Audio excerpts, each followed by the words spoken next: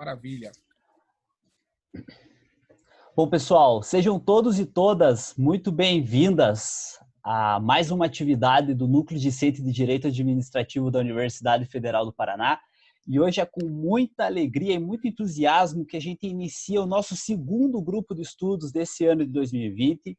Dessa vez se chama Grupo de Estudos em Aspectos Introdutórios do Estudo Jurídico da Infraestrutura. E para fazer a conferência inaugural desse grupo, que vai seguir ao longo do segundo semestre desse ano, nós chamamos talvez um dos, se não um maior nome nesse tema. O professor que vai falar conosco para dar essa conferência inaugural é o professor Augusto Neves Dalpozo, ele que é doutor e mestre em Direito Administrativo pela Pontifícia Universidade Católica de São Paulo, é professor de Direito Administrativo de Fundamentos de Direito Público da mesma instituição, é presidente do Instituto Brasileiro de Estudos Jurídicos da Infraestrutura, o IBEG, e é sócio fundador do Dalpozo Advogados. Professor, primeiramente, obrigadíssimo por estar aqui conosco novamente, ainda que nesse ambiente digital. E sem mais delongas, vou passar a palavra para o professor. E seja muito bem-vindo, professor. Muito obrigado, Pablo. É uma honra estar de volta ao grupo de estudos. Olha, eu preciso parabenizar vocês, porque essa iniciativa de poder aprofundar os estudos e os grupos de estudos, as lives que vocês fizeram, realmente é dignificante. Tá? Parabéns, Pablo, em nome aí da Universidade Federal do Paraná, queridos colegas da universidade. É uma honra poder compartilhar com vocês esse momento e quem dera, né, todas as universidades tivessem grupos de estudos como esse, onde a gente pudesse aprofundar o debate. E a pandemia tem coisas ruins, mas tem coisas boas, né? A gente está aqui, eu estou aqui em São Paulo, no meu escritório, falando com vocês do Paraná e eventualmente pessoas do Brasil inteiro. Isso acaba sendo muito bacana, apesar do momento difícil que todos vivemos, mas acaba nos aproximando, né? E para mim é uma honra realmente poder colaborar. Sempre que for suscitado, estarei aqui com enorme honra, com enorme prazer. Obrigado pelas palavras iniciais. Não mereço-as, com certeza, pela fruto do bom afeto aqui que existe entre nós. Bom, eu quero que vocês fiquem super à vontade. Acho que a gente tem que fazer desse um momento muito dialógico, né? Mais do que eu ficar falando aqui muito tempo. Mas o Pablo me pediu para fazer umas palavras iniciais.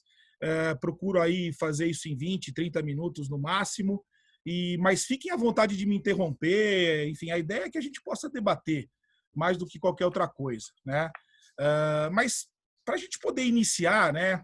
A questão da infraestrutura, né? O conceito de infraestrutura, eu achei muito boa até o rótulo que o Pablo colocou, né? Mas o que é infraestrutura, afinal? Adorei, porque realmente se fala muito de infraestrutura, mas não se tem um conceito, né? Um conceito jurídico adequado.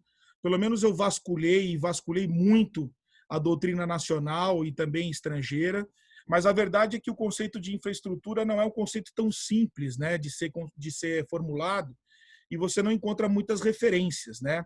E foi exatamente por isso que me instigou o estudo. Como eu tenho uma atuação praticamente 100% no segmento, e a minha atuação acadêmica também, ela tem esse viés, né, do aprofundamento de questões ligadas à infraestrutura, eu falei, pô, tá mais do que na hora da gente ter uma conceituação do que é infraestrutura sob o prisma, sob a ótica jurídica, né?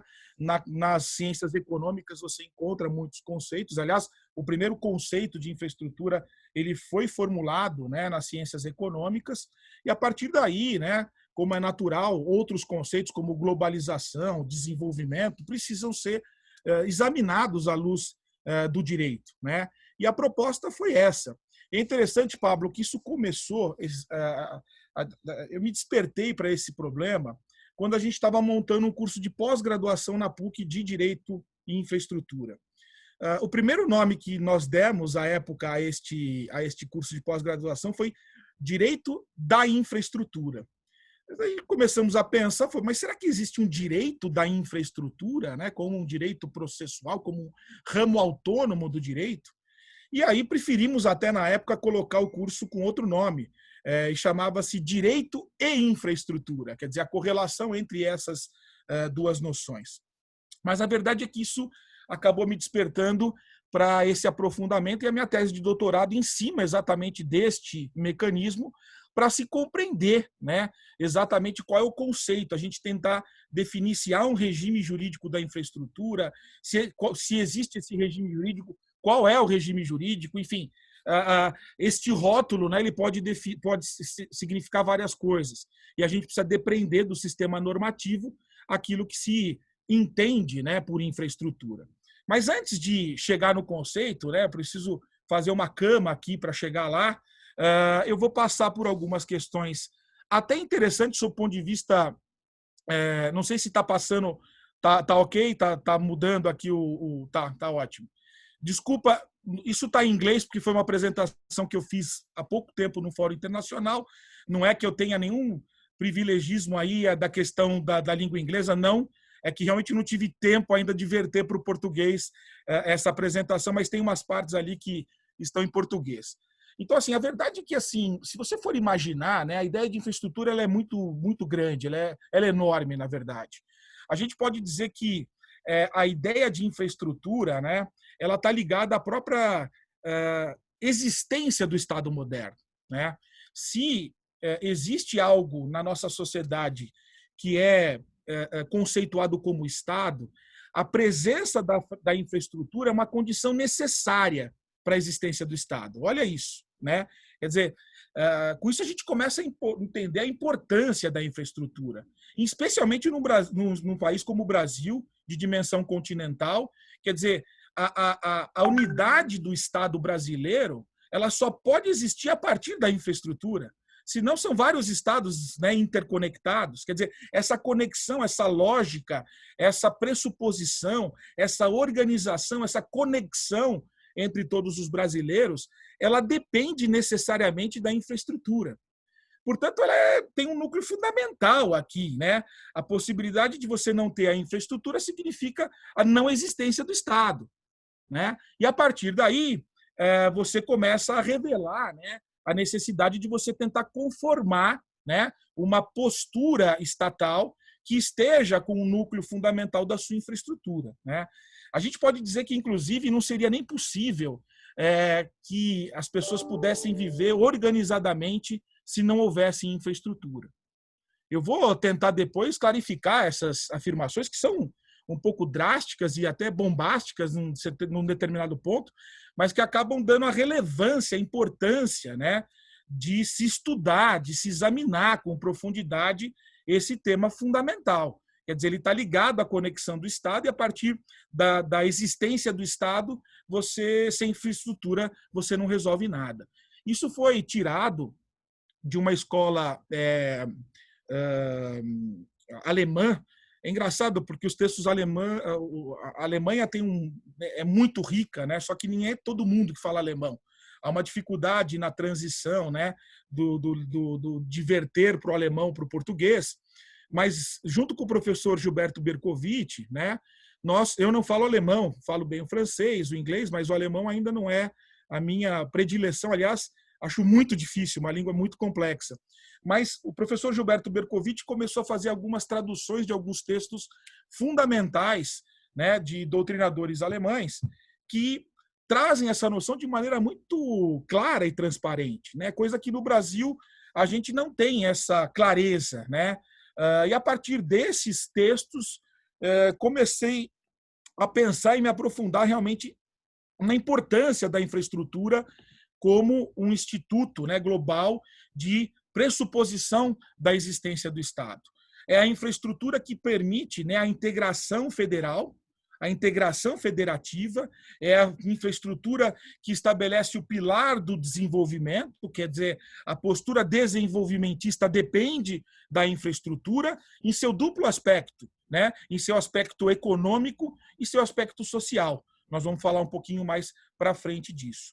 E olha que coisa terrível, né? Apesar dessa importância, a verdade é que se você for examinar os índices de infraestrutura globalmente, considerando o Brasil e cotejando esses índices, o Brasil ainda tem uma postura muito, né, ínfima no setor de infraestrutura, se você for imaginar e comparar com outros países. O World Economic Forum ele faz o que eles chamam do índice de competitividade, né, the Global Competitiveness Index. Esse índice, ele meio que estrutura, né, o grau de competitividade entre os países que existem no globo. O primeiro, os Estados Unidos, segundo, Singapura, terceiro, Alemanha, e o Brasil estamos lá, né, na posição 72, lá para trás, ou seja, um país da nossa grandeza, gigante como a própria natureza, está lá numa posição muito mal destacada, né, na posição 72. E aí, se a gente vai... esse índice ele é conformado por alguns pilares, né? São vários pilares. Mas um dos pilares é justamente a sua infraestrutura, a infraestrutura daquele país. Se você for examinar à luz do pilar da infraestrutura, o Brasil está na posição 81, né? 81, quer dizer, nossa, um país do nosso tamanho tem um problema tão de desconexão dessa competitividade em relação ao país, os restos dos países do globo. E se você for examinar, né, o produto interno bruto, né, a quantidade de investimento que é feito em infraestrutura no mundo, você vê que a China, né, isso, claro, números antes da Covid, tá? Pode ser que isso se altere bastante, mas você tem aí 8,3% de investimento na China em infraestrutura do PIB chinês, a Índia com 5,6%. Eu peguei alguns países que a gente possa comparar, a África do Sul 4,7% e o Brasil, né, investindo apenas 2,3% do seu PIB em infraestrutura. Mas vejam, mais importante do que o montante que se gasta em infraestrutura ou que se investe em infraestrutura, é importante a qualidade desse investimento. E é isso que me parece que é fundamental quando a gente começa a entender e compreender um regime jurídico da infraestrutura. Quer dizer, conferir segurança, né, para que esses investimentos sejam realizados, sejam investimentos públicos ou investimentos privados, e com isso você consiga, obviamente, o pleno desenvolvimento. É basicamente isso. Quer dizer, o Brasil investe muito pouco ainda em infraestrutura. Ele precisa ampliar a sua gama de investimentos. Se você vai num estudo feito também pela consultoria Pesco, né, o Brasil em 2011 investia 2,27, depois em 2018 retraiu 1,76, 2019 1,88, 2022 1,91, e a estimativa é que em 2030 nós estejamos investindo ainda 2,21%. Quer dizer, muito pouco, né? Se fala numa margem de 4% a 5% de investimento para um país do tamanho do Brasil. Bom, por que eu coloquei esses dados para vocês? Porque a gente precisa pensar nessas coisas, né? E a partir daí ver como o direito, né? Que para mim o direito ele tem o seu conteúdo operativo, né? O direito é uma ciência que também procura resolver problemas e procura avançar e aprofundar na solução desses problemas. Ele pode ser um mecanismo importante, né, para que a gente possa fazer com que esses números melhorem e, com isso, a gente conquiste um resultado mais expressivo. Mas a gente só faria isso, né, a partir de uma interpretação do sentido e alcance de uma interpretação do texto constitucional. Quer dizer, eu proponho a vocês, então, que a gente examine a infraestrutura sob uma perspectiva constitucional. E aí, a gente tem que cair no artigo 3º, né? Não tem jeito. O artigo 3º da Constituição, todos sabem, o artigo 3º traz os objetivos fundamentais da República Federativa do Brasil. Dentre eles, dentre os incisos 1, o inciso 1º, 3º e o 4º, você tem o inciso 2º, dizendo, olha, garantir o desenvolvimento nacional. Quer dizer, a Constituição, né, no seu artigo 3º, estabelece como obrigatoriedade um dever da República Federativa do Brasil é garantir o desenvolvimento nacional. O conceito de desenvolvimento é fundamental, porque é ele que tem um nexo causal com a infraestrutura. É claro que outras circunstâncias ensejam, né, a promoção do desenvolvimento, não é só a infraestrutura. Mas no caso da infraestrutura, ele tem um particular, um específico resultado que é fundamental que a gente se explore. Tá? É a partir da construção do desenvolvimento nacional que eu preciso ter uma infraestrutura que atenda a esses anseios, que não fui eu que aloquei, foi o Constituinte 88 que estabeleceu lá que constitui o objetivo da República Federativa do Brasil, garantir o desenvolvimento nacional. Portanto, né, essa correlação que nós vamos fazer isso é cama para a gente depois resgatar quando eu for tratar do conceito de infraestrutura. É fundamental que a gente tenha muito essa consciência de que a Constituição impõe este dever, né? A partir daí, o Estado tem que se virar. Ele precisa realizar essa atividade, ele precisa, de alguma forma, concretizar aquele objetivo que foi tracejado pela Constituição, sob pena de uma responsabilização, inclusive, se ele deixar de fazê-lo. A partir daí, a gente pode pensar num panorama que eu coloquei aqui, muito genérico, não vou entrar nisso tudo, porque a gente não teria nem tempo, mas, assim, a partir da proposição constitucional de que o Estado, né, precisa buscar o seu desenvolvimento e, portanto, para que ele faça isso, ele precisa investir em infraestrutura, ele precisa realizar uma série de atividades. Primeiro, ele precisa planejar para saber como ele vai fazer isso. A partir desse planejamento, e vejam, o planejamento aqui é um planejamento estratégico, não é qualquer planejamento.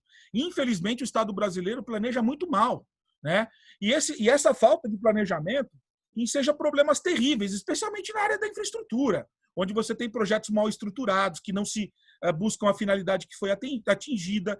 Eu estou cansado de dar consultoria aqui no escritório de projetos mal sucedidos. Aí você vai puxar o novelo e você vai ver que a origem é um planejamento mal feito, um planejamento inadequado. Eu poderia dar 3, 4 exemplos que vocês cairiam de queixo aqui, mas acho que a gente não tem tempo para isso.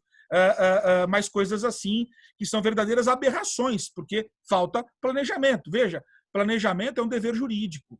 Eu não estou falando de planejar por planejar. Há aqui um dever jurídico, inclusive um dos princípios que regem essa atividade, nós vamos falar um pouquinho mais para frente, é o dever de planejamento estratégico, coordenado com todas as unidades federativas. O cidadão está fazendo uma rodovia municipal aqui, vem o Estado e faz uma rodovia do lado. Quer dizer, não tem sentido isso. Uma rodovia bastava para ligar, né, aqueles 2 bairros dentro de um município. Mas porque não há uma coordenação, há uma falta de eficiência, né, na busca de um desenvolvimento adequado de infraestrutura. Bom, o Estado pode fazer isso de várias formas. Ele pode fazer isso diretamente, e aí, diretamente, ele vai eventualmente vai constituir uma empresa estatal, né? Ou vai fazer isso diretamente pela administração pública direta e vai realizar ali uma série de contratos, etc., buscando o desenvolvimento da sua infraestrutura. Ou ele faz isso indiretamente. Como é que ele faz isso? Ele vai, obviamente, buscar parcerias, emparceiramentos com a iniciativa privada, né? Então, aí ele vai buscar modelos institucionais que possam propiciar o desenvolvimento de uma infraestrutura. Vocês sabem que, se você quer chamar um particular para investir, você tem que ter um bom ambiente regulatório, você tem que ter um bom ambiente institucional. Toda essa construção, essa instrumentalização para buscar atrair o parceiro privado é fundamental. Senão não tem projeto de concessão, não tem PPP, não tem nada. Ninguém vai entrar, a não ser um empresário maluco, né, que queira, eventualmente, entrar num projeto que não faz sentido nenhum. Então, essa modelagem, né, ela é fundamental. E depois, claro, o pós não é só a estruturação do projeto, é a execução contratual, a gestão da execução contratual. A gente não pode ter deficiência regulatória. Quantos problemas agora nós estamos enfrentando por conta da Covid-19? Vocês imaginem que as agências, a Artesp, a NTT, enfim, a gente tem feito pleitos e tentado dialogar. Por quê? Porque precisa tomar uma medida urgente, não dá para esperar, né? Há situações de concessões de rodovia que perderam 70%, 60% dos seus pedágios. Como é que você sustenta isso? O metrô de São Paulo perdeu 80% da sua tarifa. O metrô ainda é uma estatal, ainda o Estado vai lá, tenta recorrer e tal. Só que tem as concessionárias também. Aqui em São Paulo, a gente tem algumas linhas que foram concedidas por PPP. Então, vejam, é fundamental que essa gestão da execução contratual ela seja rápida, ela seja célere, para que a gente consiga construir essa adequação dessa infraestrutura. Ainda num panorama mais genérico, mas, professor, por que é tão difícil? Por que é tão difícil? Olha aqui, quantos stakeholders tem nessa relação jurídica que vão estabelecer a infraestrutura? Eu citei alguns, porque eu não conseguia colocar nesse quadro mais gente, dava para colocar muito mais. Mas eu coloquei aqui as agências reguladoras, o próprio poder concedente, os órgãos de controle internacional, DOJ, SEC, ONU, entidades multilaterais, bancos privados, bancos desenvolvimentistas, empresas privadas, sociedade civil, poder judiciário, Ministério Público, órgãos de controle, Polícia Federal, enfim. não é brincadeira, né? É muita gente, né, envolvida neste processo. E quando a gente fala de concessão e PPP ainda é mais complexo, né? Porque aí esses stakeholders eles podem invalidar contratos, eles têm uma atuação efetiva ali dentro daquele mecanismo contratual. Então, assim, o assunto é sério. A gente precisa desenvolver infraestrutura, só que há uma complexidade por trás muito grande e a gente precisa organizar a casa. Como é que nós precisamos organizar a casa? A gente precisa tentar trazer uma conceituação de infraestrutura que possa ajudar, que possa alicerçar com que essa atividade ela possa ser realizada de maneira adequada, né? Quer dizer, ninguém consegue entender como o Brasil como um país gigante de dimensão continental, quinta economia do mundo, maior produção de soja, maior produção terceira de algodão, enfim. Aliás, a produção de soja desse ano supera de todos os anos, de todos os séculos, e está vendida para o exterior. Você precisa tirar a produção dali, levar para uma rodovia, tem que ter uma logística depois para o porto e levar isso para você aumentar o seu índice de competição internacional, né? Como é que nós fazemos tudo isso, né? Como é que a gente consegue ajudar? Como é que nós do direito conseguimos trazer balizas sólidas para consolidar um setor de infraestrutura que seja mais adequado e que obrigue os agentes públicos, né, o direito regula a conduta, que regule as condutas administrativas para que isso possa ser alcançado, para que esses resultados eles venham, né? E é isso que a gente está fazendo aqui, aprofundando o debate, trazendo uma conceituação que traga esse alicerce e que a gente consiga estabelecer essa compostura. Bom, ótimo, professor. E aí? Qual é o conceito jurídico de infraestrutura? Bom, para conceituar a infraestrutura, eu parti da teoria das atividades administrativas. Tá? Por quê? Porque é muito pouco estudado, o professor Celso fala nisso rapidamente no livro dele, você tem autores clássicos, né, que tentam desenvolver uma teoria das atividades administrativas, inclusive um dos mais clássicos, né, o Poças, que traz a teoria, a tríade, né, de atividades de fomento, serviço público, polícia. Você teve a doutrina francesa no século XX, que não trazia atividade de fomento como uma atividade administrativa. Há muito que se desenvolver nesse campo, mas a verdade é que praticamente tudo que o Estado faz no exercício da sua função é praticar atividades públicas para realizar os fins que estejam ali constitucionalmente previstos, né? Então, o conceito de função ele não vamos dizer assim, completo para você compreender esse resultado. Quer dizer, o Estado ele exerce função administrativa, a administração pública exerce função administrativa, mas para que ele possa exercer essa função administrativa, ele precisa exercer uma série de atividades administrativas que com isso vão buscar, né, os fins de interesse público que estejam na compostura da Constituição Federal. Essa é a ideia, né? Portanto, e a atividade é uma coisa dinâmica. A atividade administrativa é uma coisa que vai se realizando em forma contínua. Não é uma coisa que você começa e para, né? Então, o que me pareceu? Me pareceu que a teoria clássica das atividades administrativas não eram suficientes para autonomizar a atividade de infraestrutura.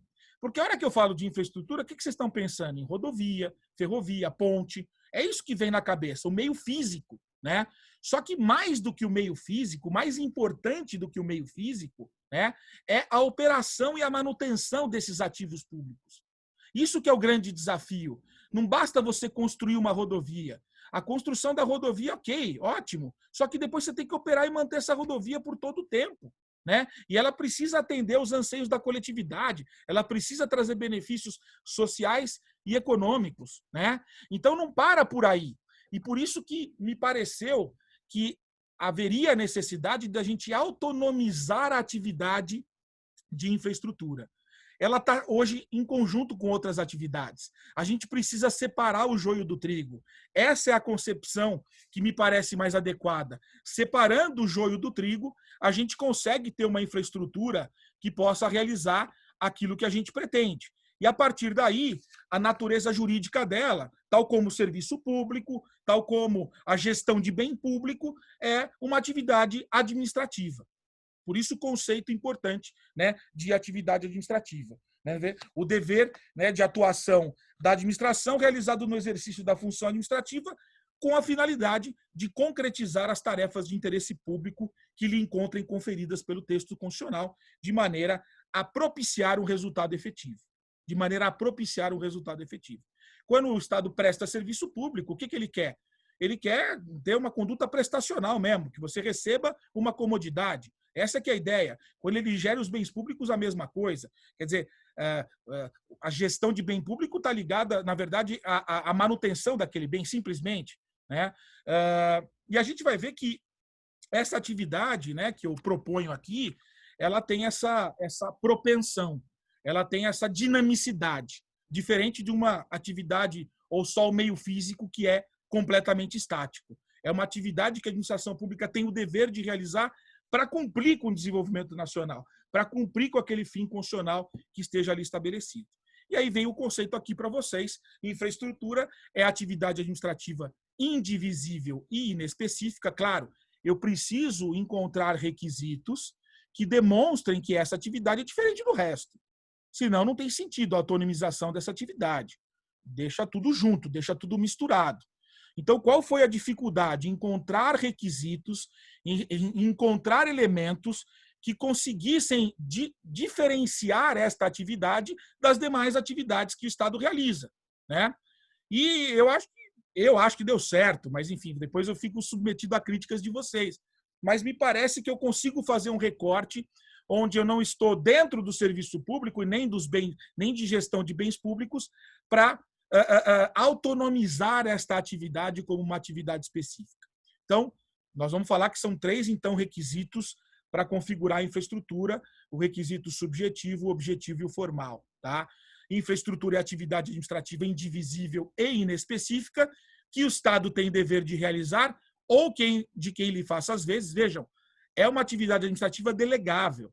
Né? Dentro daquela construção de atividades indelegáveis e delegáveis, como o poder de polícia é indelegável, a atividade de infraestrutura é delegável, como o serviço público é delegável. Não a titularidade, mas a prestação, né? A operação, a manutenção.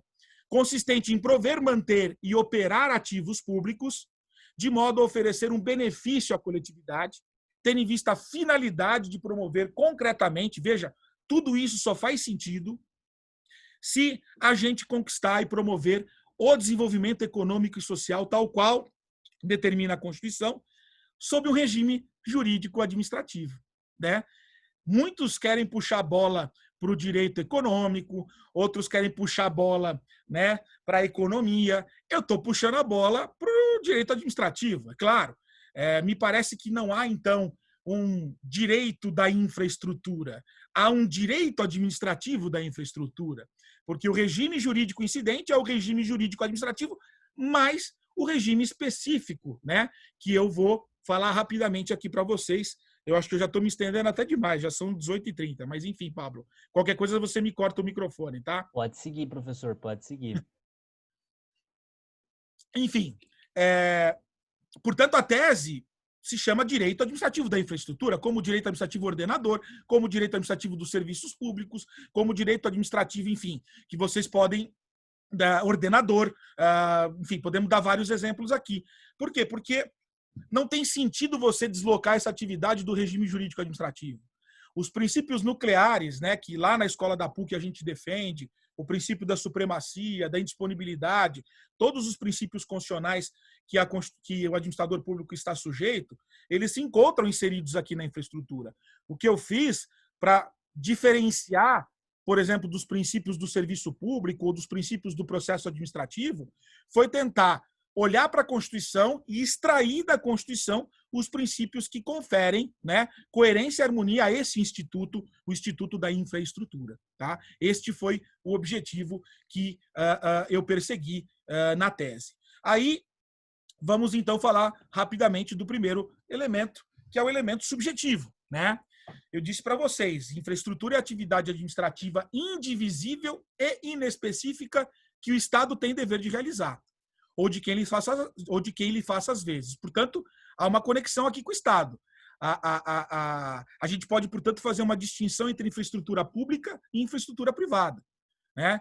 Eu, por exemplo, tenho uma fazenda gigantesca e eu faço uma série de estradas dentro da minha fazenda para poder extrair o eucalipto e, com isso, ter uma eficiência ali na venda dos eucaliptos para a indústria de papel, por exemplo. Isso é infraestrutura, né? Quer dizer, eu, privado, fiz as rodovias, peguei os meus tratores, quer dizer, isso não tem nada a ver com o Estado. Isso é uma atividade econômica que ele está desempenhando de exploração da madeira para venda para a indústria de papel e, portanto, não tem que se falar de infraestrutura pública, né? Isso é uma infraestrutura privada que ele construiu dentro da fazenda dele, como a gente pode dar outros vários exemplos. Aqui não. O jogo aqui é diferente. Aqui o dever, né, de promover a infraestrutura é do Estado e, portanto, a gente faz essa distinção entre a infraestrutura pública, que é a que nos interessa, e a infraestrutura privada, que não nos interessa a atividade econômica e que nós não vamos tratar aqui, né? Portanto, aqui eu imponho um dever do Estado em buscar esta infraestrutura. Há um dever estatal, né, de promover a infraestrutura. Não há uma faculdade, uma discricionariedade, não, há uma imposição obrigatória a partir disso de você realizar essa atividade administrativa, né? Quem exerce função tem que exercer função, portanto, todos os princípios do direito administrativo incorrem aqui, né? E, portanto, você não tem faculdade, meu amigo, você tem que realizar aqui essa atividade de maneira imperiosa, de maneira obrigatória. Como eu falei, a atividade administrativa é delegável, né? E aí a gente vai ver, eu não vou conseguir tratar disso, né? Mas eu posso voltar depois, Pablo, para falar mais dos modelos típicos e atípicos que a gente pode trazer de delegação de atividade de infraestrutura. Então, modelos de concessão, né, PPP, concessão comum, e até modelos mais atípicos. Aí é uma baita discussão hoje saber se é possível construir modelos atípicos através da atividade, do exercício da atividade discricionária. Aqui em São Paulo, por exemplo, você tem um modelo de locação de ativos, né? É um modelo contratual que não está na lei, não tem a lei de locação dos ativos, não tem como você tem a legislação que rege a concessão comum, a concessão a PPP, etc. Mas seria, portanto, né, possível, dentro de um modelo atípico, né, a ser, obviamente, dentro do exercício de uma competência discricionária do agente público, buscar alternativas, né, de modelos estruturados que eventualmente façam essa delegação e que não, obviamente, violam, que não se enseje nenhuma contrafação administrativa, né? Esse é um ponto fundamental de debate atualíssimo, né, a respeito desses modelos. Continuando, segundo elemento objetivo. Portanto, infraestrutura, elemento subjetivo, Estado. O Estado tem o dever, a administração pública tem o dever de buscar. Segunda parte do elemento, consistente em prover, manter e operar ativos públicos. Poxa, que legal, ativos públicos, né? Quer dizer, aqui eu precisei fazer uma distinção entre infraestrutura e bem público, né? Especialmente a obra pública. Né? A gestão de uma obra pública, ela é uma atividade muito consolidada. O professor Celso Antônio, gestão de bem público, está lá um capítulo específico sobre esse tema. Mas o que é a infraestrutura diferente do bem público, né? Como eu falei, a dimensão aqui, né? Quando eu coloco a expressão ativo público, que é uma subcategoria de bem público, se você for na doutrina privatista, você vai ver que ativo é aquele determinado bem que faz com que você tenha benefícios a partir da sua exploração. Isso é um ativo. Você explora aquele ativo e você tem benefícios. É claro que na atividade privada o benefício é econômico. No direito administrativo, no direito público, esse benefício é para a coletividade. Não é um benefício de lucratividade, é um benefício para a sociedade. Portanto, a ideia de ativo público ela é muito melhor, porque ela traz essa concepção de busca de um benefício, né, um benefício concreto para a coletividade pelo exercício da sua atividade. Portanto, eu não estou operando, nem mantendo, nem provendo bens públicos. O bem público, né, o bem público, o conceito dele é estático. O conceito dele não é finalístico. O bem público é um produto pronto e acabado, né? Isso é contraposto à ideia de atividade que é dinâmica, é realizável. Então, mais importante do que o próprio ativo é operar e manter o ativo para que ele confira à sociedade os benefícios que se espera com aquele ativo público. Então, pensando numa rodovia, né? Para mim, qual é o serviço público rodoviário? Assim, o que é importante, o que uma concessionária de rodovia basicamente faz, ela pode eventualmente prover. Se for um projeto brownfield, ela vai construir do nada. Se for greenfield, ela vai duplicar, ela vai promover ali uma série de melhoramentos na rodovia, enfim, e vai manter e operar isso por 25, 30 anos. Né? É isso que se exige. Você quer uma rodovia que atenda aos benefícios da coletividade, seja para transportar carga, seja para transportar pessoas. Né? A partir disso, você tem um ativo público que está afetado, né, a um uso especial, que é a atividade de infraestrutura, exatamente para promover benefícios concretos à sociedade através da sua operação e da sua manutenção. Então, vejam que é uma figura muito diferente da obra pública. Né? Ela configura-se, sim, um bem público quando na sua exploração, mas não tem essa postura estática. O que importa para a gente é o benefício a ser conquistado com a atividade que vai ser realizada. Bom, maravilha. Necessários de modo a oferecer um benefício à coletividade. Poxa, então infraestrutura significa trazer algum benefício à coletividade. Mas legal, professor, mas, poxa, o serviço público também não traz um benefício à coletividade? Sim, traz, mas traz um outro tipo de benefício. Né? Ele não traz um benefício à coletividade, claro que ele traz um benefício à sociedade como um todo, mas mais do que isso, o que o serviço público está preocupado é com a fruição singular dele para o usuário. E aí vem aquela grande, né, discussão dos serviços uti-universe, uti-singuli. Né? Quer dizer, o núcleo conceitual do serviço público sempre foi, né, a fruição singular a partir de uma relação jurídica concreta entre o Estado e o usuário. Da onde vem isso? Vem o professor Celso Antônio, trazendo seus estudos sobre o tema, pinça uma obra fundamental, pinacular, do professor Renato Alessi, né? E o professor Renato Alessi traz a teoria das prestações administrativas. E nesta obra, que muito legal, ela está sendo traduzida por mim e pelo Ricardo, recentemente, acho que mais 3 meses a gente termina e vai lançar. É uma obra muito difícil, porque é um italiano difícil pra caramba. O professor Celso, me lembro nos cursos, no mestrado, né, fui orientado por ele, falava, olha, essa obra é fundamental, mas é muito difícil. E realmente ele tinha razão. Eu já tinha, obviamente, né, promovido a leitura da obra, mas agora com a tradução você se debruça sobre ela e realmente você extrai uma série de coisas. E o que se extrai daí é que se estabelece essa relação jurídica concreta. Uma relação jurídica concreta entre o Estado e o usuário, onde há uma fruição individual, e essa fruição significa um serviço específico e divisível. O que é um serviço específico? É aquele que você consegue identificar o usuário. Serviço de saneamento básico. Tem lá o seu cadastro, lá na Sabesp, aqui aí no Paraná, enfim, Sabespar, etc. E você tem lá uma admissão formal ao serviço público. Há um requisito de admissão formal ao serviço público. E a partir de... Às vezes pode ser tácita também, essa admissão. Quando você coloca um selo numa carta, se admite, né, há uma admissão tácita ao serviço público postal, e que você coloca a sua carta e, portanto, você está admitido. Né? Tem o seu remetente, usuário, etc. Mas tem a identificação, né, do usuário do serviço público. Né? É uma pessoa física ou uma pessoa jurídica que vai receber a prestação do serviço público. Né? Aqui na infraestrutura, a gente não tem a figura do usuário, a gente tem a figura do beneficiário, que é toda a coletividade. Todos nós seremos beneficiados com aquela infraestrutura. Veja o caso da iluminação pública, né?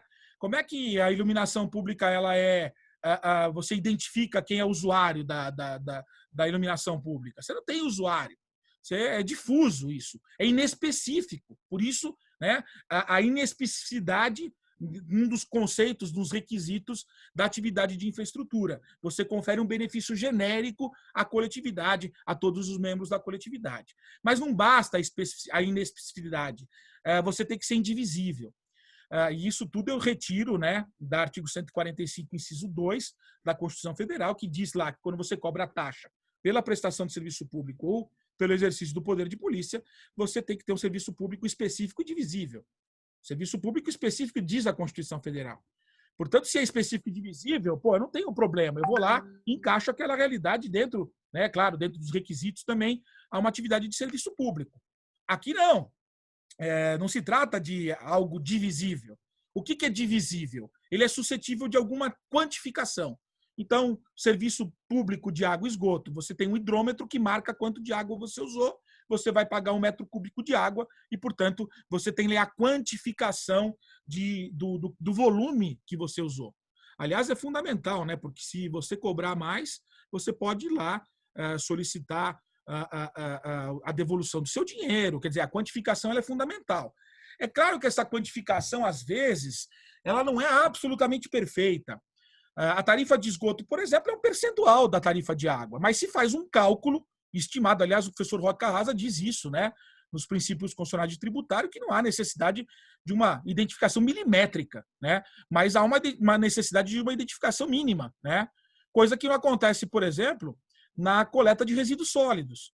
Já se tentou promover a coleta de resíduos sólidos e compreendê-la como serviço público, fazendo o quê? A pesagem do lixo. A pesagem do lixo, você pesou, tem a quantificação, 1 quilo é tanto, você recolhe lá o lixo e acabou. Aí você poderia ser qualificado como serviço público. Só que o problema é que chove e o lixo fica mais pesado. E aí você não tem um requisito justo, né, adequado, para você trazer essa divisibilidade. Essa divisibilidade ela não é coerente, ela não é racional, ela não se coloca. Né? E a partir daí, então, você não consegue adequá-la a essa realidade. Iluminação pública é a mesma coisa. Rodovia, me diz aí, qual é a divisibilidade de uma rodovia? Quanto você usou da rodovia? O serviço público ele prevê uma fruição, uma prestação, né? É uma obrigação de fazer. O que é serviço rodoviário? O SAL lá, serviço de assistência. Não, desculpa. Isso faz parte da rodovia. Isso é ancilar, não é principal. O principal custo, né, numa rodovia, inclusive, é a operação e manutenção dela e a provisão, eventualmente, quando você precisa. Então, não faz sentido você falar de que há um... E olha, aqui em São Paulo, por exemplo, a maioria dos editais fala de um serviço público rodoviário. Concessão de serviço público rodoviário. Desculpa, me parece que não se encaixa essa realidade. Veja, por isso a importância. Você tem aí uma certa contrafação, a consequências jurídicas para isso. Não é simplesmente algo que você fale, olha, não, um preciosismo acadêmico. Não. Há consequências jurídicas nos pressupostos que você estabelece aqui para qualificar aquela atividade. Quer dizer, serviço público é concedido via concessão comum. Agora, atividade de infraestrutura, enfim, e aí? É concedido também por esse instrumento? Qual é o instrumento que você vai conceder? Qual é a fórmula? Gente, aeroporto, infraestrutura aeroportuária. Qual é o grande serviço público que você tem no aeroporto?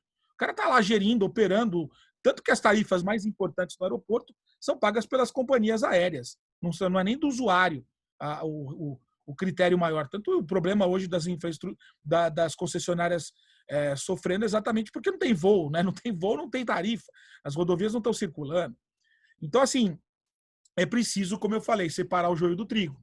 E aí as coisas começam a fazer mais sentido, do ponto de vista da adequação jurídica daquele instrumento. Né? Bom, eu poderia falar mais aqui, mas eu sei que o tempo está correndo, mas só para fechar aqui com um elemento teleológico, para a gente fazer um fechamento aqui. Tudo isso, né, todos esses benefícios, a operação, a manutenção, tudo isso só faz sentido para buscar aquela finalidade que está lá na Constituição, que é promover o desenvolvimento nacional. Tá? E vejam, desenvolvimento é diferente de crescimento. Há uma distinção aqui. A expressão desenvolvimento ela é construída também na economia. Depois você cria um direito ao desenvolvimento, que, aliás, tem uma amplitude gigantesca. E depois você chega ao conceito, e aí dá para se construir por força dos postulados, né, constitucionais. E aí você verifica que não basta o crescimento. O Estado ele pode ter um crescimento muito grande, mas a população, a maioria da população pode estar a nível de miséria. Quer dizer, o produto interno bruto de um Estado, ele implica, né, numa distribuição, não numa distribuição de renda, mas enquanto o Estado produziu, né? Mas isso não significa que garantiu o bem-estar da população, né? Então, assim, mais do que crescimento, a gente tem que substituir a noção de crescimento econômico por desenvolvimento. E esse desenvolvimento, né, ele vai promover a melhoria de circulação interna de produto, ele vai favorecer a produtividade e a competitividade no cenário nacional e internacional, vai permitir, inclusive, a integração do mercado. Se você não tem, né, você não tem infraestrutura, você não consegue atingir desenvolvimento econômico porque você não integra o mercado interno para competir com o mercado externo, né? Além desse nível de desenvolvimento econômico, o que se espera também é o desenvolvimento social.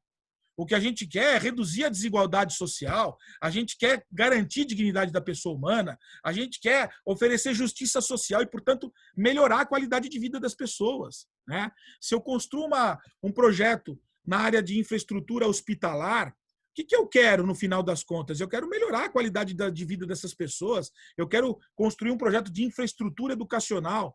Não tem problema nenhum. Você está ali, né, promovendo esse desenvolvimento social. Por isso que o PIB não acaba sendo um índice necessário para isso, né? O IDH é melhor, porque ele traz não só o aspecto do crescimento, da pujança econômica em termos de valorativos apenas, e essa ideia é substituída por índices que envolvem o grau de pobreza, o grau de saúde pública, o grau de educação. Quer dizer, tudo isso é desenvolvimento. Eu não quero ter uma sociedade riquíssima que tenha 10% né, uma concentração de riqueza com 10%, sendo que 90%, bom, o PIB está ótimo, mas 90% da população vive pessimamente mal, né? O desenvolvimento que a Constituição espera não é esse. É o desenvolvimento que traz realmente o desenvolvimento social e, portanto, essa relação de complementariedade é inequívoca, né? Infraestrutura e desenvolvimento seguem juntos. Tudo isso tem uma finalidade teleológica de busca de uma finalidade que é exatamente o desenvolvimento nacional sob esse duplo aspecto, desenvolvimento econômico e desenvolvimento social. Elemento formal, tudo isso sob a incidência do regime jurídico administrativo. Eu vou colocar aqui para vocês, eu não vou poder explorá-los, mas olha quantos princípios eu encontrei que norteiam a atividade de infraestrutura. Além dos princípios do regime jurídico administrativo, né, esses princípios aqui vão disciplinar muito, né, a conduta do agente público ao promover a atividade de infraestrutura, seja ela diretamente, seja ela indiretamente. Então, aqui, só para ler rapidamente para vocês, o princípio da indisponibilidade da atividade de infraestrutura. Então, a atividade de infraestrutura é indisponível, ela precisa ser realizada à luz do interesse público. Ele é indivisível, ela é inespecífica. O princípio da intergeracionalidade. Infraestrutura, ela busca uma atuação para as próximas gerações. Uma decisão sobre infraestrutura, ela colmata hoje, mas ela está preocupada com o futuro, daqui 20, 30, 40 anos. Portanto, a intergeracionalidade é fundamental. E com isso também a prospectividade, né? A prospectividade traz também a necessidade de se pensar, né, de maneira muito mais a longo prazo do que simplesmente você pensar numa decisão pontual. Veja como é importante a decisão administrativa no desenvolvimento dessa atividade de infraestrutura. Aí vem o princípio da multilateralidade. Vocês sabem que hoje as relações jurídicas elas são várias. Não é mais credor-devedor. Quer dizer, eu mostrei para vocês uma série de stakeholders. É multilateral porque uma série de inputs de várias relações jurídicas são travadas no exercício da atividade de infraestrutura. Não é um binômio, não, é multilateral. A partir disso, você tem o planejamento estratégico que eu já mencionei, né? Não basta o planejamento. Ele tem que ser estratégico, ele tem que ser cooperativo. O administrador público tem a obrigação de interagir coordenadamente para buscar a melhor solução no caso concreto, né? A busca da solução do caso concreto. O princípio da setorialidade. Poxa, o que você vê de institutos que são desenvolvidos em leis setoriais que estão absolutamente dissonantes dos princípios gerais. E aí você cria problemas, né? Porque essa falta de conexão, de coerência, traz a invalidade desses outros instrumentos. Então, a setorialidade, é claro que cada setor de infraestrutura ele tem a sua importância, ele vai ter uma disciplina legal. Aliás, no Brasil, acabamos não é o caso aqui, mas tanto para serviço público quanto para infraestrutura, você tem aí uma série de leis específicas. Plano Nacional de Aviação, quer dizer, você tem a legislação setorial. Só que essa legislação setorial, muitas vezes, ela acaba indo além e trazendo invalidades porque não estão de acordo com esse regime geral que nós estamos propondo, né? E com isso você tem uma insegurança jurídica terrível para poder realizar essas atividades. Princípio da sustentabilidade, não dá para falar de infraestrutura sem o dever de se buscar a melhor opção sustentável, né? A preservação do meio ambiente. Claro, esse é um princípio maior, mas que tem total aplicação aqui na atividade de infraestrutura. Portanto, todos eles não são princípios específicos do Instituto da Infraestrutura. São princípios, na verdade, que são retirados do ordenamento jurídico, mas que têm uma aplicação e que dão coerência a eles. Mas não há princípio exclusivo, né? Todos os institutos do direito administrativo têm princípios que são, né, incidentes sobre ele, mas que também incidem sobre outros institutos, né? Não tem problema com relação a isso, fora o regime jurídico geral. E, por último, né, fundamental, o princípio da inovação tecnológica. Não dá para falar em infraestrutura sem falar de inovação, de tecnologia. A tecnologia hoje é fundamental para que você possa, a gente pode dar 500 exemplos na necessidade é um terreno muito fértil para desenvolvimento de tecnologia, o setor de infraestrutura. Então, você vai fazer um projeto de iluminação pública, a iluminação é o menor problema. A troca de lâmpada é peanuts, isso aí é fácil de fazer. O problema é fazer uma interconexão com os semáforos eletrônicos, com os radares de trânsito, com um app que você vê na hora se o trânsito está ruim, se está bom, se você pode ir por uma via, por outra via. Quer dizer, a interconexão das cidades, o sistema BIM, né, que ajuda ao sistema de engenharia para controlar, para dar mais transparência. Você está aqui fazendo uma obra, você já está imputando no sistema, o agente regulador já está vendo do outro lado lá o que está acontecendo, né? Esses sistemas de tecnologia, eu fui numa apresentação do Global Infrastructure o ano passado e eu vi robôs que conseguem exercer atividades de obra pública em locais que seres humanos não vão. Portanto, poxa, você pega lá, você quer construir uma ponte, você tem lá um local super difícil, inclusive de colocar as pessoas em perigo, né? Só que você tem uma solução tecnológica para resolver isso sem que o ser humano precise ir lá para poder resolver. Poxa, é necessário incorporar isso no setor de infraestrutura. É dever de observar a inovação tecnológica.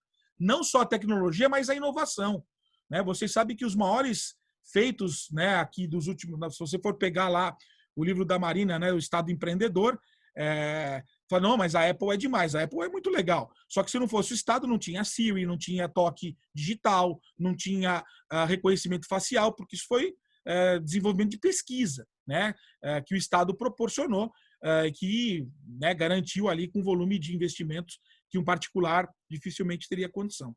Bom, gente, Pablo, já falei demais. Esses princípios mereceriam até um próximo encontro para a gente tratar de cada um deles.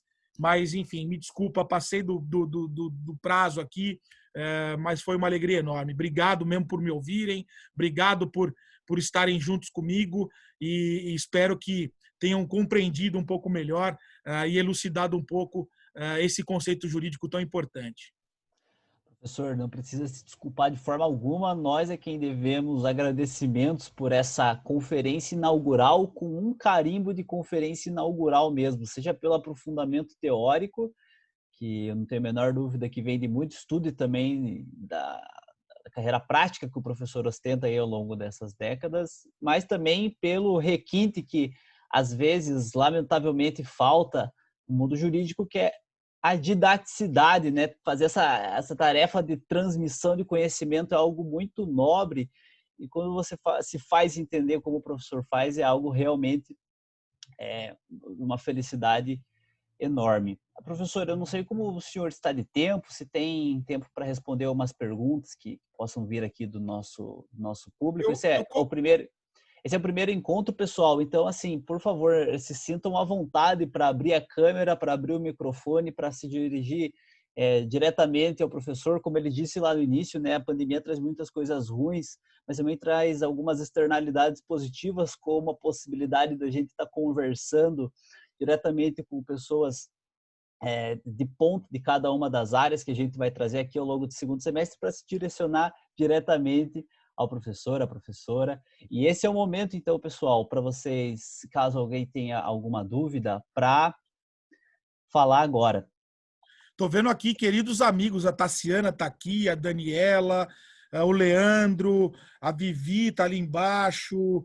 Não sei se eu consigo falar a todo mundo que estou vendo, né? Quero cumprimentar aqui expressamente outros colegas, queridos amigos.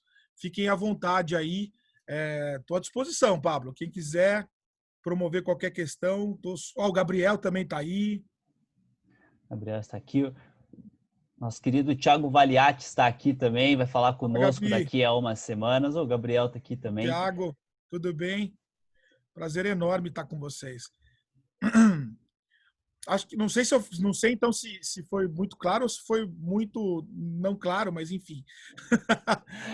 Professor, eu acho que o professor foi, como dizem, foi extremamente didático a ponto de não surgir nenhuma dúvida. É claro que esse é um primeiro encontro, então naturalmente acredito que o nosso público seja meio como a gente fala aqui no Paraná, professor, ressabiado, até porque a gente tem um público de vários estados. Então, assim, pessoal, por gentileza, não se sintam acuados. A ideia é quebrar o gelo mesmo, fazer a gente ter um ambiente muito saudável de diálogo, de didática. E, enfim, se alguém tiver alguma pergunta, o João Pedro já abriu a câmera. Professor, desculpa, Paulo. Eu estou aqui no escritório ainda. Não, é que eu estou aqui, peraí, deixa eu só puxar aqui, que eu abri um arquivo no outro computador, no PC do escritório, eu estou no meu PC. Professor, eu não consegui entender exatamente, peraí, eu queria que se você pudesse me elucidar um pouco, eu fiz aqui a anotação. O professor coloca que a necessária caracterização da infraestrutura deve se diferenciar do manejo dos recursos públicos, dos serviços públicos, do processo administrativo. Eu entendi mais para o final da palestra como que você faz essa diferenciação de que infraestrutura tem um caráter indivisível e tem um caráter que o serviço de infraestrutura ele não que ele se diferencia do recurso público. Só essa questão que eu anotei aqui, por algum motivo eu anotei do processo administrativo, por que você colocou esse termo? Eu não entendi a diferenciação da infraestrutura do processo administrativo. Na verdade, não sei, João Pedro, mas enfim, o processo administrativo continua, não há nenhuma influência aqui em relação à tese. O que eu quis dizer quando eu falei do processo administrativo é que você tem princípios, né, que eu fiz a comparação, é que você tem princípios específicos que norteiam o processo administrativo, né, e que dão a ele o regime de coerência e harmonia a esse instituto jurídico, como você tem na licitação. Por exemplo, o princípio do julgamento objetivo, né? É um princípio que você retira lá muito da licitação. Mas não significa dizer que num processo, por exemplo, de PMI, que aí dá uma baita discussão, né, se é processo licitatório, não, que você não tenha que também ter eventualmente um julgamento objetivo ali. Então, o que eu quero dizer com isso é que esses princípios que eu acabei de enumerar, não é que eles são exclusivos à atividade de infraestrutura, né? Eles podem ter também incidência em outros institutos, inclusive, que nem são alocados ao direito administrativo, mas que quando acolmatados, quando juntados, você consegue extrair um regime jurídico a partir dele com consequências jurídicas quando eles não são observados.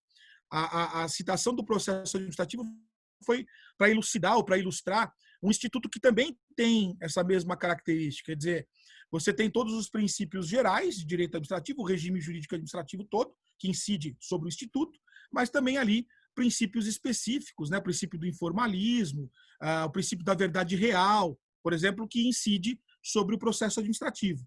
Essa só a comparação que eu procurei fazer, João, para poder mostrar para vocês que não se tratam de princípios exclusivos, mas específicos para dar coerência e unidade a esse instituto. Não sei se ficou claro agora.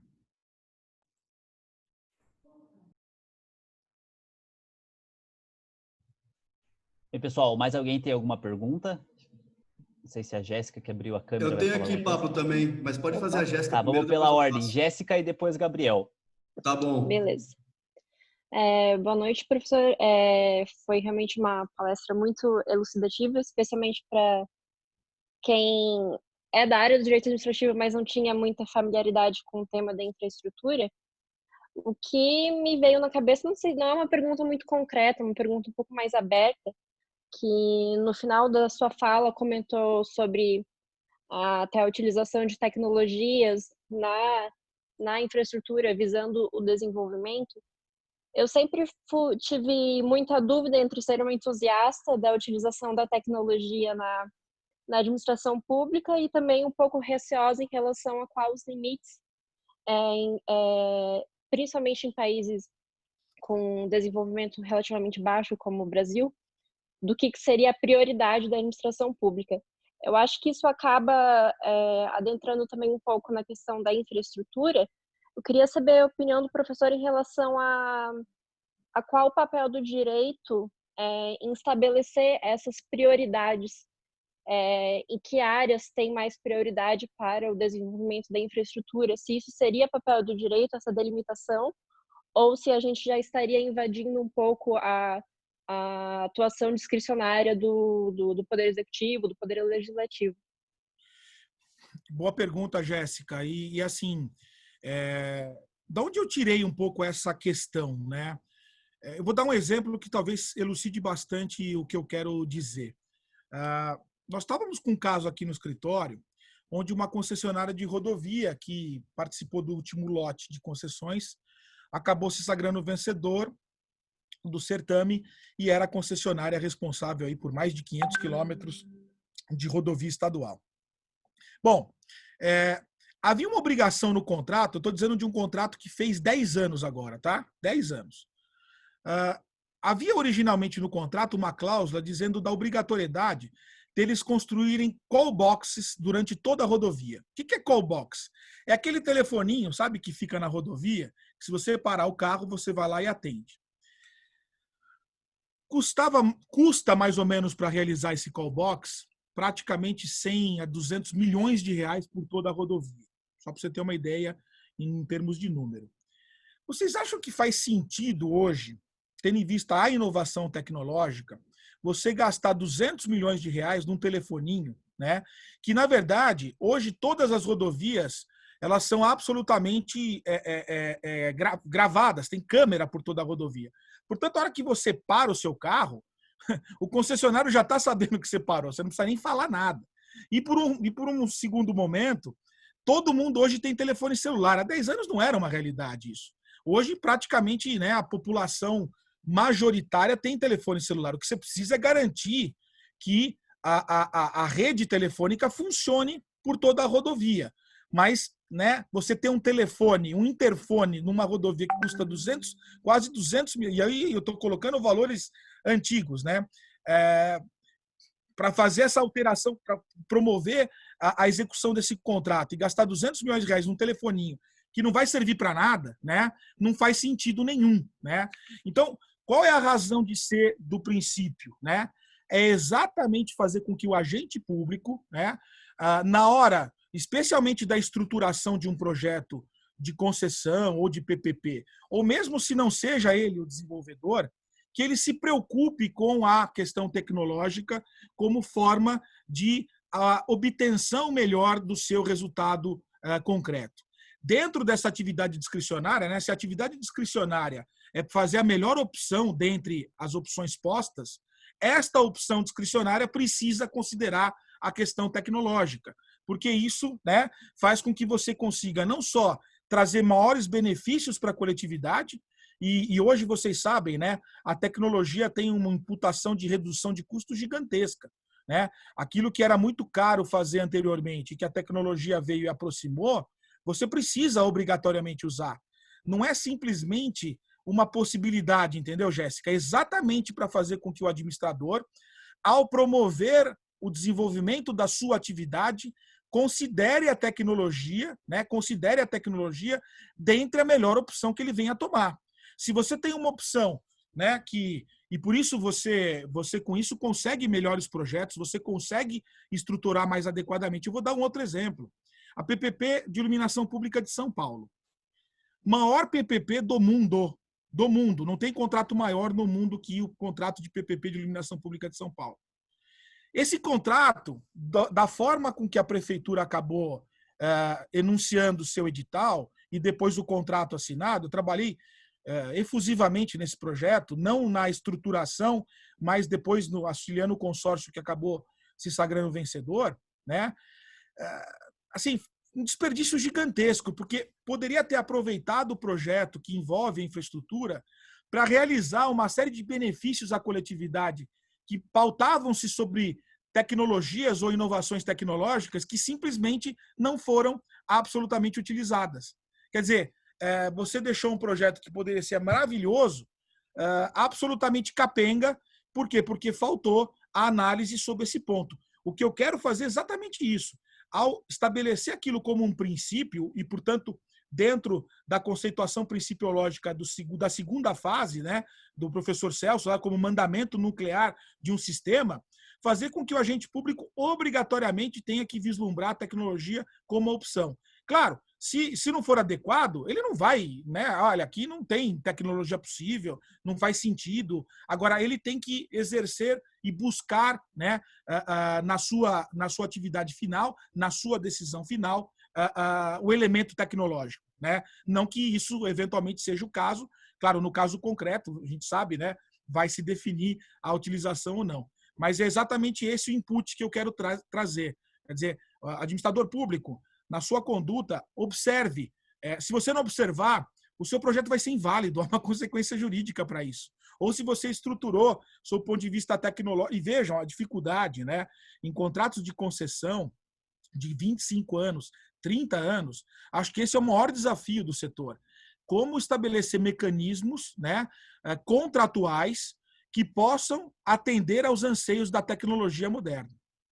Sem que o Estado também se incorra, óbvio, numa aventura, né? Num absurdo, numa teratologia, né? Então, assim, se os contratos, se a teoria geral dos contratos administrativos sempre preconizou que esses contratos eram relacionais ou incompletos, agora muito mais. Só que vocês sabem da dificuldade que é promover uma alteração contratual, né? Como eu consigo estabelecer, estruturar um projeto de infraestrutura que, de largada, já preveja aí tecnologias que você nem sabe se vai existir e que às vezes não fazem nem sentido a continuidade do contrato, vão até provocar rescisão contratual, porque a tecnologia é tal que você não, né, não tem mais sentido você dar continuidade àquele contrato. Então, isso dá um suporte, né, jurídico na fundamentação do agente público que possa trazer o que a gente espera, que é segurança jurídica para esses projetos. Entendeu, Jéssica? Não sei se ficou claro, mas essa é a ideia mesmo, tá? Posso fazer, Pablo? Por favor, Gabriel. Guto, boa noite, viu? Parabéns mais uma vez. Fala, Gabi. E espero revê-lo pessoalmente em breve, né? Não mais aqui no Zoom. Deixa eu perguntar. Como que você identifica e quais são as soluções práticas que você vê para a gente superar o desafio do emaranhado regulatório que a gente enfrenta hoje muito em matéria de infraestrutura, né? Você colocou na sua palestra a questão que muitas vezes essas infraestruturas elas se misturam, existe uma concorrência, digamos assim, de Estado, município, cada um tentando impor o seu ponto de vista naquele determinado projeto, naquela determinada infraestrutura.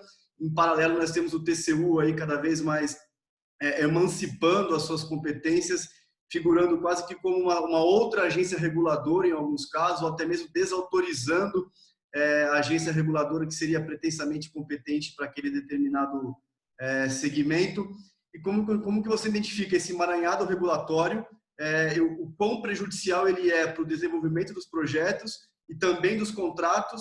E numa segunda pergunta em cima disso, se você acha que os órgãos de controle, notadamente os TCEs e o TCU, estão preparados para enfrentar essa matéria os TCU acredito que sim, mas os TCEs locais, digamos assim, estão preparados tecnicamente para enfrentar essa nova gama de contratos, porque é uma realidade completamente diferente do que eles sempre julgaram até 10 anos atrás, 15 anos atrás. E mais uma vez, parabéns.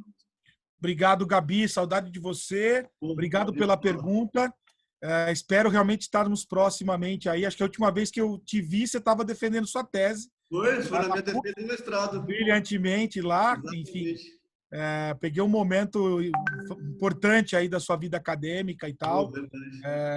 E obrigado aí pela questão e obrigado por acompanhar a intervenção. Mas, enfim, para responder as suas duas questões, né? No que se refere a essa coordenação, eu acho fundamental. Quer dizer, as agências reguladoras, elas precisam entender que elas estão num contexto. Não há hoje uma coordenação estratégica das agências reguladoras. Cada um vai emitindo normas e quando você vê aquele emaranhado, acaba trazendo uma série de inseguranças jurídicas e traz uma desconfiança do investidor. Você também trabalha no setor, você sabe disso. O investidor fala, peraí, eu não vou colocar meu dinheiro nesse negócio, porque isso aqui é uma loucura regulatória, uma ineficiência regulatória.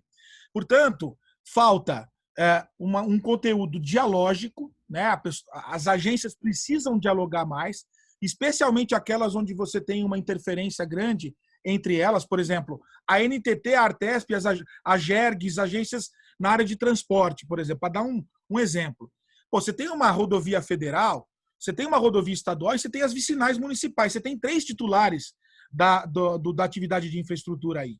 Não é um só, são 3. E, portanto, 3 entidades que vão regular, e aí vem essa expressão, né, regulação, que, na verdade, regulação seria muito mais de atividade econômica, mas, na verdade, é uma regulação discricionária contratual, que é um poder de fiscalização que decorre do contrato de concessão, enfim, mas que, na verdade, é isso, né, a natureza dessa atividade ela é muito mais de fiscalizatória do que regulatória, porque a concessão, inclusive, só nos casos onde haveria competição, que você tem casos de unbundling, né, onde você consegue separar a infraestrutura do transporte, etc.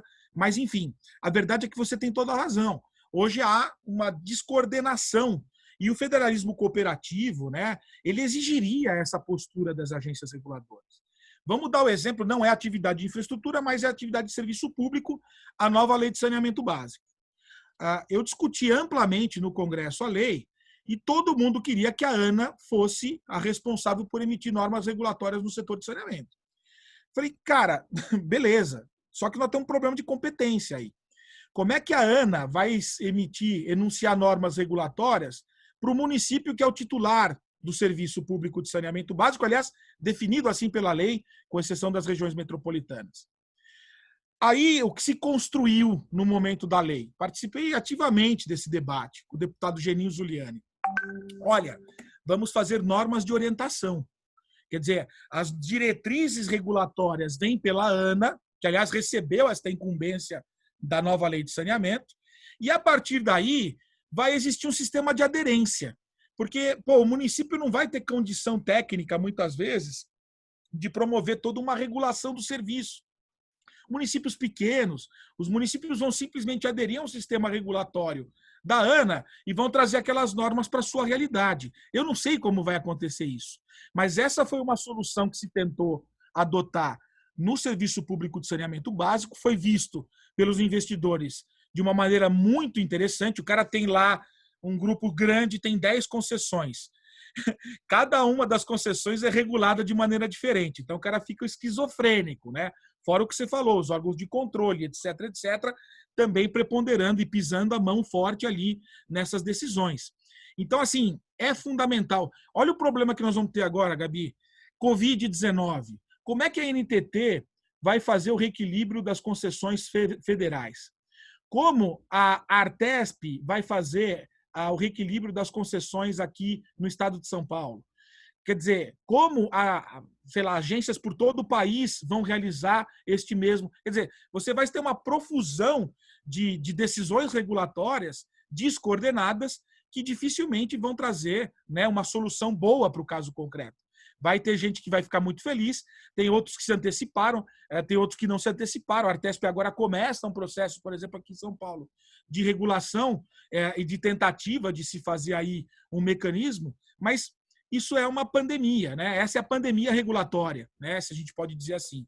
Então, me parece que um dos elementos que podem auxiliar é, de repente, se você tivesse uma agência forte, tentar estabelecer diretrizes que podem ser ou não encampadas pelos respectivos titulares do serviço ou da atividade infraestrutural, e com isso você tem um sistema mais organizado que possa, com isso, cumprir com os resultados. Mas é um problema a ser muito debatido, talvez possa ser, inclusive, objeto aí de um encontro para soluções nesse sentido, enunciados nesse sentido. E no que se refere aos tribunais de contas, né, eu faço parte do grupo do Banco Interamericano de Desenvolvimento, né, uma think tank que o banco criou, e o levantamento que foi feito lá é que a maioria dos tribunais de contas dos estados, e aí eu estou tirando o TCU um pouco, veem os contratos de concessão de PPP como contratos 8666, né? Essa é uma realidade que foi constatada faticamente nos tribunais de contas. Então, qual é o nosso papel? Dialogar, aprofundar, discutir com esses tribunais, para que a gente possa mostrar para eles que são coisas completamente distintas e que partem de pressupostos distintos e que aquele por sua conta e risco do concessionário não se coloca mais e que, portanto, o regime de execução desses contratos é diferente, ele é mais finalístico do que de meio, ele não é instrumental, quer dizer, precisa se construir ainda muito, especialmente nos tribunais de contas, uma cultura jurídica adequada para resolver esses problemas. Infelizmente, a gente não tem isso. O TCU tem se preparado mais. Claro que tem gente muito boa, né, nesses órgãos e tentam muitas vezes construir posicionamentos nesse sentido, mas ainda a gente tem uma dificuldade grande de demonstrar que são sistemas distintos, né? São sistemas diferentes que partem de pressupostos diferentes e que, portanto, se você usar uma solução da 8666 para um contrato de concessão de PPP, né, você não tem avaliação de desempenho, você não tem investimento, quer dizer, é outro bicho, né? É um bicho muito diferente. Mas, infelizmente, ainda a nossa cultura dos órgãos de controle, eu tenho conversado bastante com o Zé para a gente fazer pelo IDASAN, um evento do IBEG com o IDASAN, chamando esses caras para dialogar. Vai ter, acho que, um primeiro aí. Vai ser ótimo. Porque, sabe, precisa dialogar e precisa mostrar para os órgãos de controle essa realidade. O cara pode até não concordar, mas, assim, não tem jeito, né? A gente não pode fugir da realidade e, claro, isso tem que estar... Exatamente. Então, eu espero que a gente consiga aí dialogar mais com os órgãos de controle, inclusive com os membros do Ministério Público e o Judiciário, né, Gabi? O Judiciário, infelizmente, ainda não tem... Há uma defasagem de conhecimento deste setor muito grande. E eu não estou falando isso por falar, eu visito toda hora que vem um novo presidente de tribunal, eu vou visitar como instituto e colocar à minha disposição.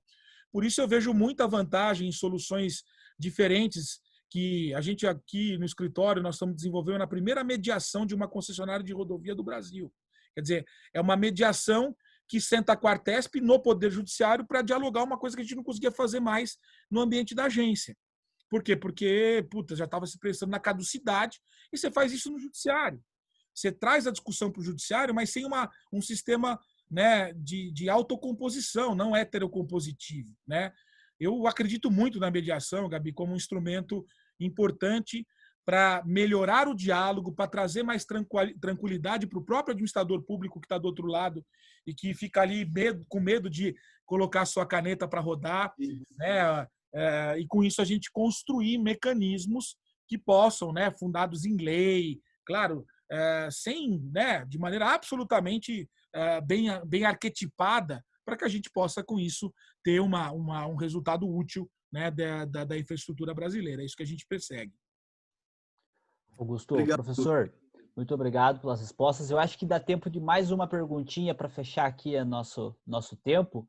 E antes de eu passar a palavra para a Mariana, que já adiantou a pergunta ali no chat, mas vai fazer pela câmera também, queria só fazer uma atenção aqui para o professor Augusto, que é o seguinte, professor, as palavras têm poder, viu? Lá no primeiro semestre, quando o professor veio falar conosco, ele falou assim, ter uma introduçãozinha na infraestrutura, era um painel com tema um pouco mais recortado, e falou, não, de repente podemos fazer um painel especificamente sobre isso lá no segundo semestre, pessoal. E aqui estamos. Aí o professor, ao longo da fala, já falou 2 vezes, isso aqui dá um painel, isso aqui dá um painel. Daqui a pouco os convites estão pintando lá na sua secretária, professor. Show de bola, tô à disposição, Pablo. Isso é o que eu mais gosto de fazer. Assim, isso para mim é um prazer enorme e fazer isso do lado de vocês é uma honra muito grande. Conta comigo. A honra é nossa também, professor, igualmente. Mariana, por gentileza. Boa noite, pessoal. Ótima aula, professor. Muito obrigada. Foi realmente muito esclarecedora.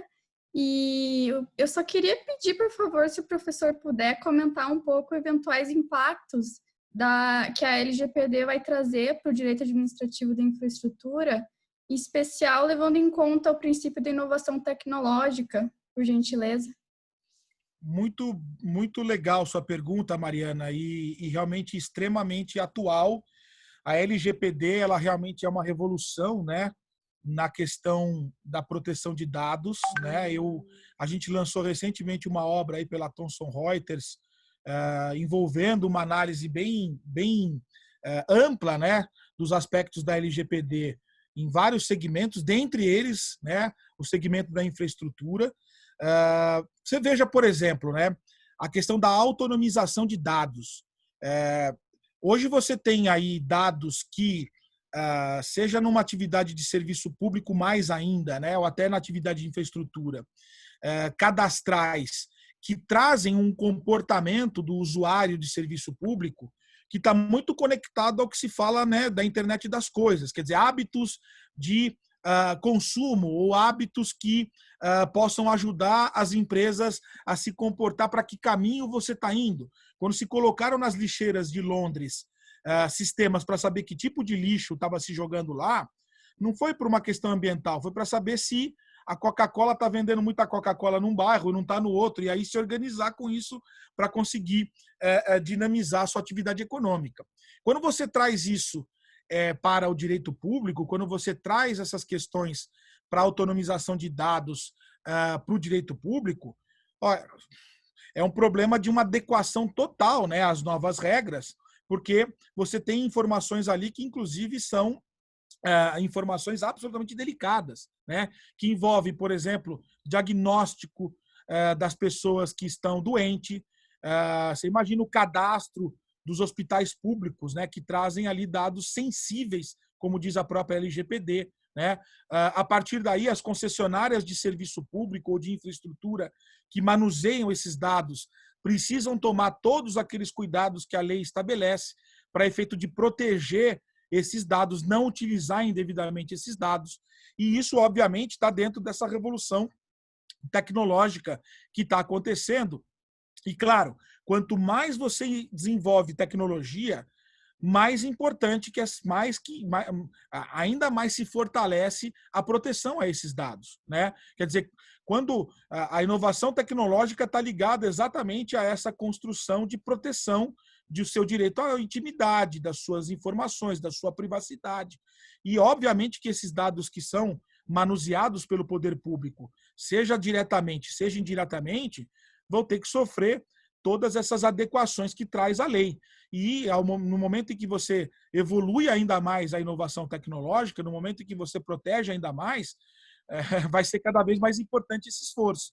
Então, os projetos que, especialmente se a gente falar de modelos de concessão, de PPP, vão ter que trazer essa realidade muito à tona e vão ter que ser estruturados com base nos ditames da LGPD, para que isso possa ter ali se conquistar a salvaguarda desses dados aí. Mas excelente, é um baita tema que também, Pablo, mereceria... Dá um webinar exclusivo para isso, né, professor? Inclusive, a obra que o professor mencionou é realmente uma obra monumental, uma obra coletiva com mais de 1000 páginas, professor, me corrija, por gentileza, sobre Lei Geral de Proteção de Dados, e tem muita coisa boa lá. Já comprei a minha, estou esperando chegar. E, professor, vou passar aqui para as considerações finais do professor, sem antes fazer um agradecimento, não somente ao professor, que se dispôs aqui a vir conversar conosco, mas também a todos e todas que estão nos assistindo ou que vão nos assistir no YouTube, né, quando esse material ficar disponibilizado, pela participação, pelo interesse, e é muita alegria para nós. Nós tivemos inscrições de todas as partes do país, professor, então essa audiência aqui não é apenas paranaense, mas sim brasileira. E, professor, obrigadíssimo pela disponibilidade, sempre muito bom ouvir o professor, e agora vou passar para as suas considerações finais. Olha, Pablo, as minhas considerações são de agradecimento, de profundo agradecimento para você que está liderando este grupo e que está fazendo um trabalho maravilhoso. Conta comigo, porque é isso que a gente mais quer, aprofundar o debate, aprofundar a análise do direito, a análise crítica do direito. Acompanhe aí, a gente tem feito com o professor Ricardo, Magna Class, que a gente tem tratado de teoria geral do direito. Enfim, isso é uma dedicação nossa mesmo, não tem nenhum fundo econômico, é mesmo para a gente poder dinamizar e aprofundar o exame do direito. E isso, conte comigo sempre para poder estar aí aprofundando essa análise. Queria agradecer também a todos que me ouviram, que tiveram a paciência de me ouvir até agora.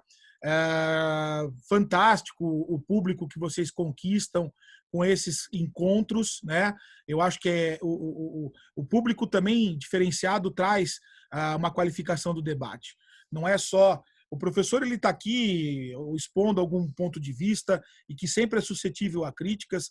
Eu, com os meus alunos na PUC, sempre ensejo, né, uma postura crítica mesmo, argumentativa, porque aí sim que a gente evolui, a ciência só evolui dessa maneira.